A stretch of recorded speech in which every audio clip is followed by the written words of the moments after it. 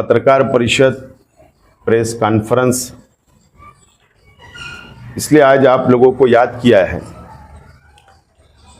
गया है कि मालेगांव शहर में 3-4 दिनों से मीडिया में और शहर के अंदर चर्चा है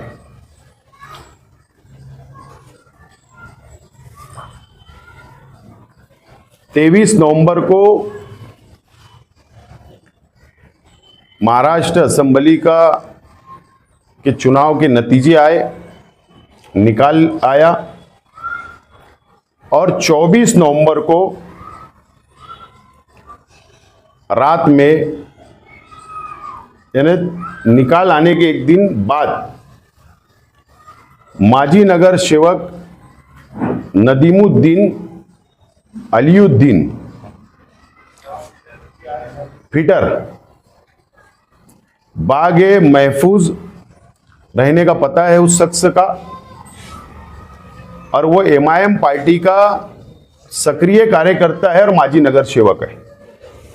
उसके घर पर और उसके ऊपर उसके घर के दरवाजे में नदीम फिटर के ऊपर फायरिंग हुई, ऐसा सीसीटीवी फुटेज शहर की आवाम ने उस वक्त तो भी देखा था, मीडिया पर भी वो था। और फिरियादी नदीम फिटर खुद उसके अंदर फिरियादी था और उसने फिरियाद दिया था आजाद नगर पुलिस स्टेशन में कि मेरे ऊपर, मेरे घर के बाहर मैं खड़ा था और 2 लोग मोटरसाइकिल पर आए और मेरे ऊपर उन लोगों ने फायरिंग की। ऐसी फिरियाद उस शख्स ने दिया था। उस शख्स ने दिया।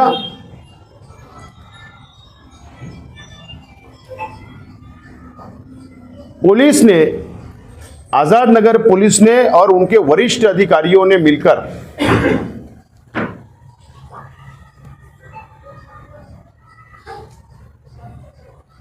इस केस का एक खुलासा किया, इन्हें ऑन पेपर खुलासा किया। और जब हमको पता चला कि नदीम फिटर जो फिरियादी है, जिसने फिरियाद दी है, और उसके 2 दिन पहले पहला जो आरोपी था सैयद सिकंदर, उसको पुलिस ने इस केस के अंदर अरेस्ट किया, आरोपी बनाया और कोर्ट के अंदर हाजिर किया। और उसके 2 दिन के बाद नदीम फिटर और अबू जैद शेख, ये 2 लोगों को कोर्ट में हाजिर किया गया और पुलिस ने यह खुलासा किया कोर्ट में कि नदीम फिटर जो फिरियादी है, इसका 1 नंबर का मुजरिम, इसने ऐसी प्लानिंग किया और इसके साथियों ने मिलकर ये 2 लड़के लोग जो सैयद सिकंदर और अबू जैद शेख, ये 2 लोग और नदीम फिटर और कुछ लोगों ने मिलकर, नदीम फिटर ने अपने ऊपर खुद फायरिंग करवाया। इस तरीके का रिकॉर्ड पर कोर्ट के अंदर पुलिस ने उनको अरेस्ट करके पेश किया और उसी वक्त तो कोर्ट को बताया। और शहर को पता चला कि जो फिरियादी था वही मुजरिम है, वही आरोपी हो गया। तो ये एक अलग केस शहर ने देखा, अलग नवैयत ये केस के अंदर शहर की आवाम ने देखी, अपनी आंखों से देख रही है। सवाल ये है, आज प्रेस कॉन्फ्रेंस लेने का हमारा जो मकसद है, वो मकसद बिल्कुल साफ है।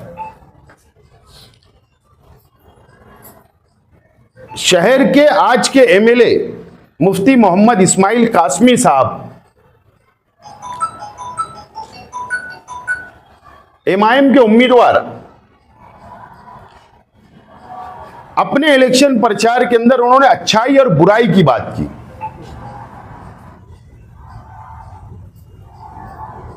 अपने आप को और अपनी पार्टी को और अपने कार्यकर्ताओं को बहुत पवित्र बताया। साफ सुथरा बताया, अच्छाई और बुराई की बात की गई, पाक साहब की बात की गई और इलेक्शन लड़ा। और इसीलिए आज हम लोगों को ये प्रेस कॉन्फ्रेंस लेना पड़ रही है। नहीं तो पुलिस अपना काम करे, हमको उससे कोई लेना देना नहीं है। लेकिन आज हमको मीडिया भी, मुझको ऐसा लग रहा था कि जो साफ सुथरे तौर पर लिखना चाहिए, वाज़े लिखना चाहिए, मीडिया भी नहीं लिख पा रही है, माफी के साथ। इसलिए आज मुझको, हमारे साथियों को मीडिया के सामने, शहर के आवाम के सामने आना पड़ा। आज के एमएलए नदीम फिटर आज के एमएलए के राइट हैंड माने जाते थे। कई लंबा सफर उन्होंने साथ किया। उनके लिए बहुत जोर और शोर से उन्होंने असेंबली के अंदर काम किया। सबको आजादी है, हर लीडर हर पार्टी के साथ वो खुले तौर पर, आजादी तौर पर काम कर सकता है। लेकिन अच्छाई और बुराई की बात करने वालों, मैं साफ तौर पर आज साफ जुमले के अंदर शहर की आवाम के सामने बातें रखने के लिए आज मैं यहां पर बैठा हूं। नदीम फिटर, ये जो एक बात सामने आई कि अपने ऊपर खुद उसने फायरिंग करवाया, एक साजिश रची गई। लेकिन मैं थोड़ा माजी में जाना चाहता हूं। मालेगांव शहर के अंदर भी आजाद नगर पुलिस स्टेशन में या पवारवाड़ी में हो सकता है, इससे पहले भी गुटखा की एक गाड़ी को रोककर उसको लूटने का काम, लूटमार का केस, फ्रॉड का केस उस शख्स के ऊपर बन चुका है। और ना जाने कई केसेस मालेगांव शहर के अंदर उस शख्स पर है। ठीक है, लड़ाई झगड़े के केसेस एक आम बात है। लेकिन यही नदीम फिटर औरंगाबाद में उसके ऊपर 376 जैसी कलम भी दर्ज है, गुना दर्ज है। 376 आमतौर पर शहर की 70% आवाम को ये कलम का मतलब नहीं पता होता। मैं वाज़े तौर पर बोलना चाहता हूं कि नदीम फिटर के ऊपर एक लड़की की इज्जत लूटने का भी इल्जाम औरंगाबाद में लगा है। ऐसे गुना उसके ऊपर, गंभीर गुना, सीरियस ऑफेंस है, उसके ऊपर दर्ज है। यह अच्छाई और बुराई है। यह बात झूठ और सच क्या है, यह सामने पुलिस ने लाई। 2 नवंबर को जाफरनगर इलाके के अंदर इम्तियाज हरिया जो एमआईएम का वर्कर ही कर रहा था, किसी शख्स ने उसको उठाकर लेकर गया, उसको मारा। आज के एमएलए और उनके पार्टी के हजारों लोग पवारवाली पुलिस स्टेशन के अंदर जाकर धरना आंदोलन करते हैं और गुंडागर्दी का इल्जाम हमारे ऊपर, हमारी पार्टी के ऊपर, हमारे वर्कर के ऊपर लगाए गए। खुलासा हो गया, झूठ और सच सामने आ गया। 9 नवंबर को इम्तियाज हरिया ने खुद बयानी दिया कि यह मेरा निजी मामला है, मेरा जमीन का धंधा व्यापार है।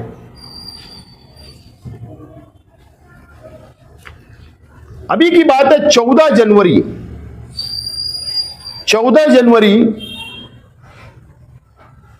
को मोती तालाब के अंदर फायरिंग हुई।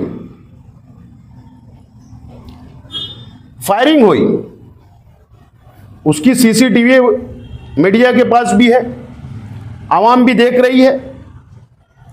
सिटी पुलिस स्टेशन के अंदर गुना दर्ज हुआ, राइट का हुआ, एक पार्टी के तरफ, एक तरफ आर्म एक्ट लगा, फायरिंग हुई। फायरिंग करने वाला जिसके ऊपर इल्जाम है वो कौन है? वो छोटा बाबू उसको बोलते। खुले तौर पर गुंडागर्दी किया, खुले तौर पर फायरिंग किया पब्लिक में। ये किसका आदमी है? ये एमआईएम का आदमी है। ये अच्छाई और बुराई है। ये 2 महीनों के अंदर मैं बाकी थोड़ा तफसील में जाऊंगा, सब तफसील में। ये जो नदीम फिटर है, जो असदुद्दीन अवैसी साहब के बाजू में, आज के एमएलए के बाजू में उसकी तस्वीर है, जिसके ऊपर मां बहनों की इज्जत लूटने का इल्जाम है। इज्जत लूटने का यही शख्स नदीम फिटर है जो अपने आप के ऊपर खुद फायरिंग करवाया, जो ये कौम और मिल्लत की दुआई देते हैं, कौम और मिल्लत की बात करते हैं। ये ऐसे लोग हैं जो फोटो एकदम वाजे, ये छोटे बाबू ये नाच रहा था, उनका काम करा खुला। एमआईएम का ये हार्ड वर्कर है, इसने फायरिंग किया 14 जनवरी को। और जो अबू जैद शेख जो फायरिंग मामले के अंदर दूसरा मुजरिम है, आरोपी है, वो अवैसी साहब के साथ इसका फोटो है। ये लड़का है ये वो लड़का है। ये बात हो गई। और अभी मैं एक स्पेशल प्रेस कॉन्फ्रेंस लूंगा, वाजे कर देता हूं। ये इरफान हैदराबादी है। ये सब मुफ्ती इस्माइल साहब का बहुत खास, रिक्शा के ऊपर प्रचार भी वही कर रहा था, गाड़ी का इब्तिदा भी मुफ्ती साहब कर रहे थे। इसके बारे में भी एक स्पेशल प्रेस कॉन्फ्रेंस होने वाली है कि अच्छाई और बुराई क्या है, बताऊंगा। सवाल यह है, इसके अंदर 3 आरोपी सामने आ चुके। एक सैयद सिकंदर आ गया पहला, दूसरा आरोपी अबू जैद शेख आ गया, तीसरा आरोपी नदीम फिटर जो पुलिस की गिरफ्त में अरेस्ट है। ये 3 लोग आ गए। कल जब हम इसकी डीप में गए, तह में गए, जब हमको पता चला मीडिया के जरिए कि ऐसा केस आगे बढ़ रही है, तो मैंने मेरे अपने वकील से बात की कि आप कोर्ट के अंदर मालूमात लो कि ये 3 आरोपी के अलावा और पुलिस की जो रिपोर्ट आ रही है, या रिमांड रिपोर्ट आ रही है, रिमांड रिपोर्ट पुलिस देती है आरोपी के साथ, मतलब जाकर आप वहां पर मालूमात लो कि क्या बात है। तो उसके अंदर चौथा आरोपी को पुलिस को अरेस्ट करना है। उस शख्स का नाम है अब्दुल मालिक यूनुस ईसा शेख, एमआईएम का जिला अध्यक्ष, माजी महापौर।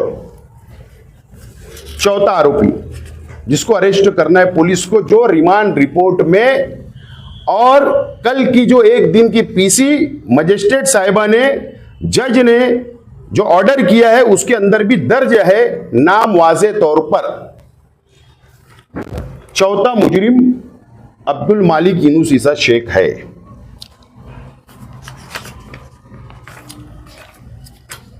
अब उसके अंदर रिमांड रिपोर्ट के अंदर भी एक वर्ड और है, एक चीज का और खुलासा है कि ये प्लानिंग हुई है।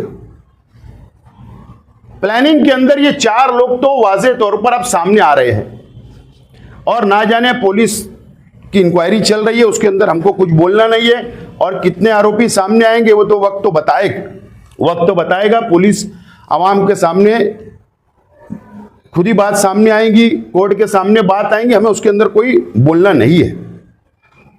लेकिन रिमांड रिपोर्ट के अंदर एक जुमले का इस्तेमाल है कि सियासी रुतबा, सियासी वचक और ऐसे कुछ जुमले का इस्तेमाल किया गया है, जिस वजह से प्लानिंग की गई।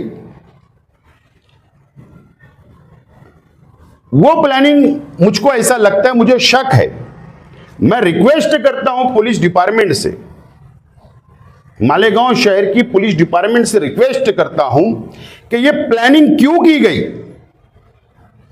किस वजह से की गई, वो किसको फंसाना चाहते थे, वो किसको बदनाम करना चाहते थे। मुझको ऐसा लगता है कि मुझको और मेरी पार्टी के लोगों को फंसाकर बदनाम करना चाहते हैं कि शेख आसिफ इलेक्शन हारने के बाद गुंडागर्दी कर रहा है, फायरिंग करवा रहा है, मारधाड़ करवा रहा है। ऐसा मुझे शक है, ऐसा उनकी प्लानिंग का हिस्सा हो सकता है। और इसके लिए पुलिस डिपार्टमेंट मुकम्मल इंक्वायरी करे, डीप तक जाए और शहर की आवाम के सामने सच्चाई सामने लाए, सच्चाई सामने लाए। मैं जिस दिन घटना हुई 24 नवंबर को, मैं उस रोज की वीडियो मैंने तलाश किया और तलाश करने के बाद मैंने देखा कि वहां एमआईएम के कौन कौन से लीडरान स्पॉट पर गए थे या पुलिस कंप्लेन करने पहुंचे थे। तो उसके अंदर वाज़े तौर पर एक शख्स सामने आया, यूसुफ इलियास नामी शख्स, जो दाढ़ी और टोपी है, उसका बयान मैंने देखा हूं।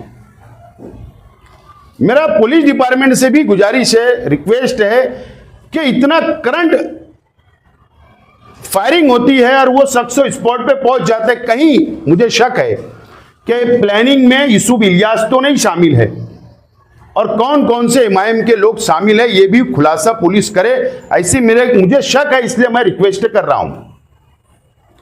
और पुलिस डिपार्टमेंट से एक और गुजारिश करता हूं, कई लोगों को तड़ीपार की नोटिस आ रही है, कई लीडरान को आ रही है, ठीक है, पुलिस अपनी कार्रवाई करे, मुझे कुछ बोलना नहीं है, लेकिन यूसुफ इलियास शख्स जो शख्स है, वो एक तकरीर के अंदर वो कहा कि डंडा लेकर, लाठी लेकर झोपड़पट्टियों में जाकर मारो, हाथ पर तोड़ डालो।